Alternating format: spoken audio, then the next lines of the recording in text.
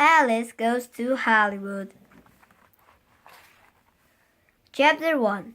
Alice was an anteater and lived in the jungle. Every day she dug for ants with her sharp cleft claws, then she served them up with her long curly tongue.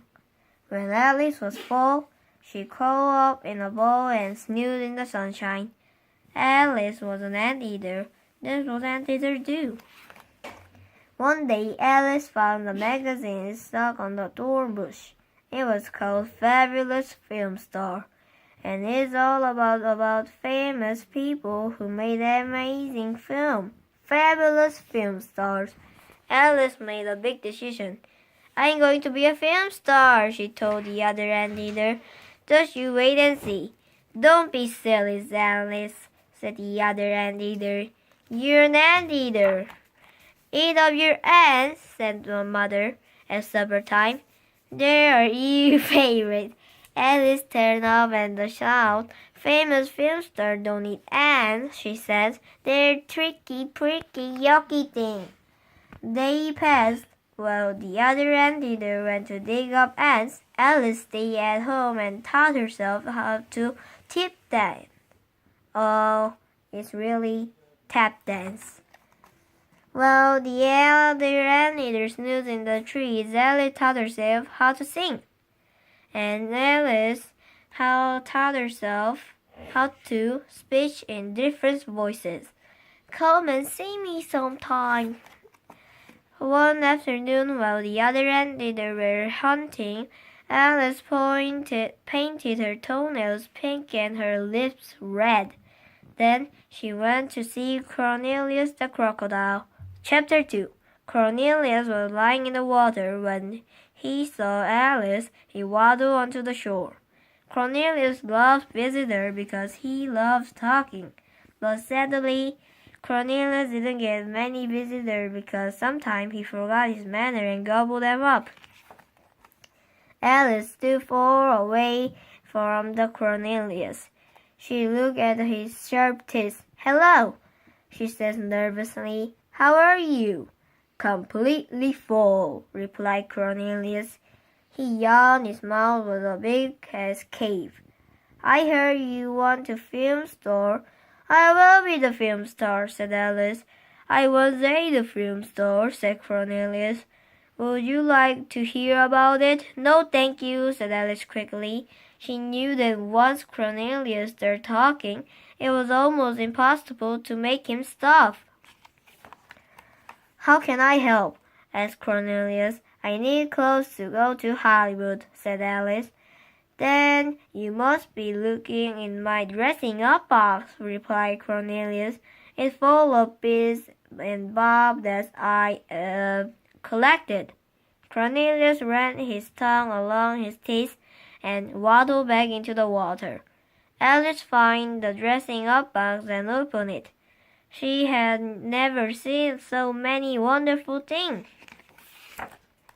Alice chose a long blonde wig, a blue scarf, a pair of high sandals, a friendly stained dress, and pink handbag sharp like a heart. She pulled them on and stared at her reflection in the water. It was amazing. She looked just like a film star. There was just one thing missing.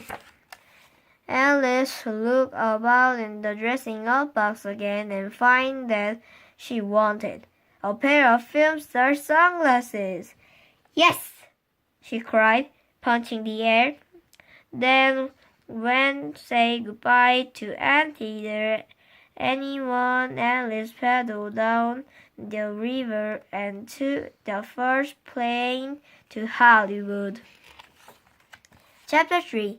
Alice loved Hollywood. She loved the faint, flashing sign, the fastest car, and the big, fancy hotel.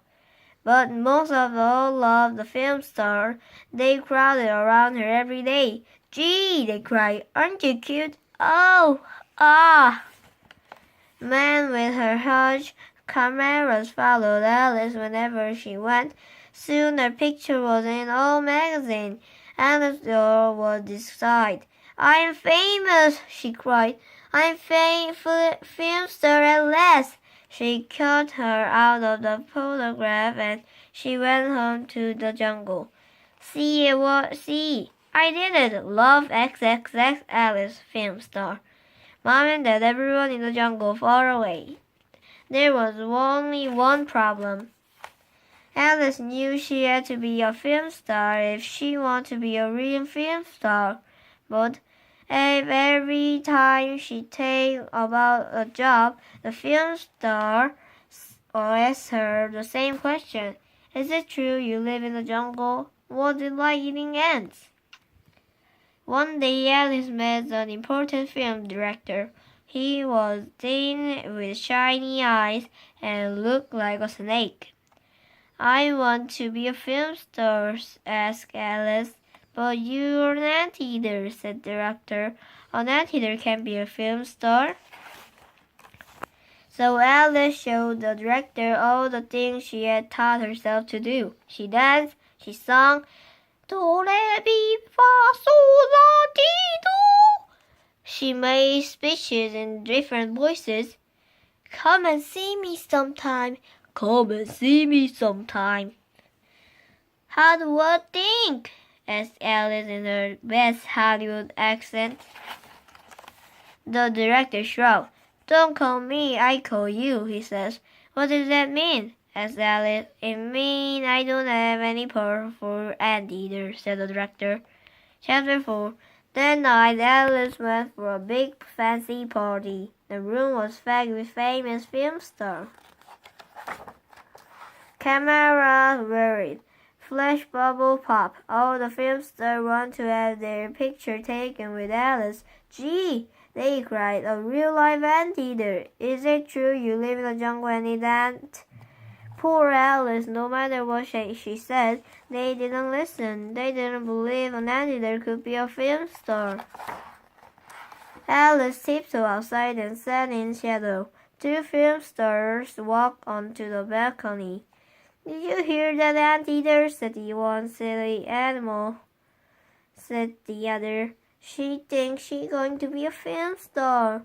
They laughed and went back to the party. Alice crawled under the bushes and went where no one could see her. Tears poured down her wrinkly snout. She thought for all the other anteaters hunting happily in the jungle, and she felt very, very lonely. Don't cry, Alice, squeaked a voice. A hedgehog was standing beside her. I saw your picture in the paper, he whispered. I always wanted to meet an anteater. The hedgehog blinked shyly and held out a beautiful gold box. This is for you. Alice took the box, opened it slowly. It was full of munchy, crunchy ants. For the first time since Alice had arrived in Hollywood, Alice felt really hungry. Alice slurped an ant with her long, curly tongue.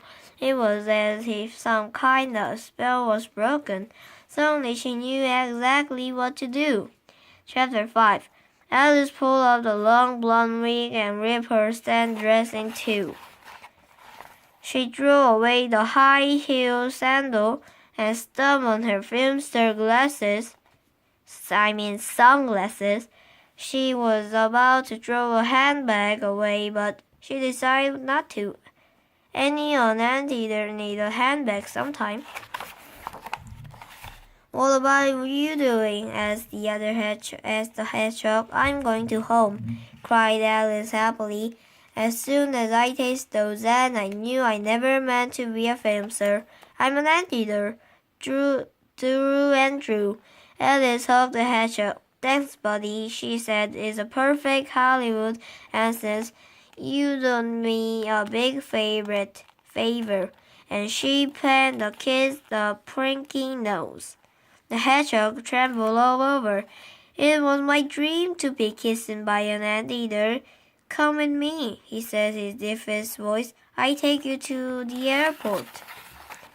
Chapter 6. The next day at sunset, Alice arrived at the riverbank. Cornelius was lying in the water. When he saw Alice, he waddled onto the shore. How was Hollywood? He asked. What will the film star like? Alice pulled her face. Hollywood was horrible and the film stars were yucky. Cornelius blinked her big yellow eyes.